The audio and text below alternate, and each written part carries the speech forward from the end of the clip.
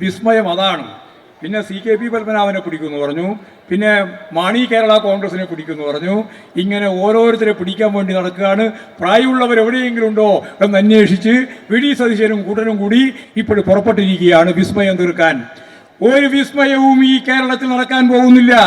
കേരളത്തിലെ ഇടതുപക്ഷ ജനാധിപത്യ മുന്നണി ഗവൺമെന്റ് വിസ്മയം തീർത്തുകൊണ്ട് ഒരു പുതിയ ചരിത്രം രചിച്ചുകൊണ്ട് ഇപ്പോഴും രചിച്ചത് 2ാം ടേമിലേക്ക് അധികാരത്തിൽ വന്നു എന്നുള്ളതാണ്.